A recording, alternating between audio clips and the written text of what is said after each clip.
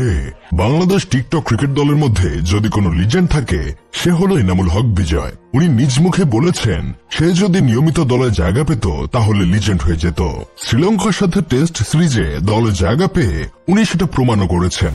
4 ইনিংসে উনি 2 বার আন্ডা মেরেছেন আর একটাতে করেছেন 4 রান, আরেকটাতে 19। বলছিলাম কি এনাম ভাই, জাতীয় দলকে আপনি অনেক কিছু দিয়েছেন, আর দিতে হবে না। আপনি ঘরোয়া লিগে যান, ঘরোয়া লিগে নাতুস নতুস পোলাপানদের কুত্তামার দিয়ে সেঞ্চুরি করেন। বন্যেরা বনে সুন্দর আর আপনি সুন্দর ঘরোয়া লিগে। আর ওইদিকে শ্রীলঙ্কার সাথে ইনিংস ব্যবধানে হারার পর টেস্ট অধিনায়কত্ব ছেড়ে দিলেন বাংলার গর্ব, বিশ্বের নাম্বার 1 প্র্যাকটিস বয় নাজমুল হোসেন শান্ত। হ্যাঁ, ঠিকই ধরেছেন, এখন থেকে তিনি আর টেস্ট ক্যাপ্টেন না। খবরটা শুনেই প্রথমে আমি গলা ছেড়ে কাঁদতে চাইলাম, তারপর দেখি কেউ কাঁদছে না, উল্টো মহল্লার মোড়ে মোড়ে রসগোল্লা বিলি হচ্ছে।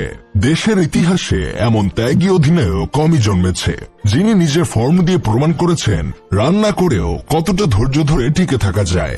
যদিও আগের টেস্টে 2-2টা সেঞ্চুরি করেছে। এখন আমার কথা হলো, এক ম্যাচ ভালো করে বাকি 20 ম্যাচ খারাপ খেললে ওই ভালোর কোনো দাম থাকে না।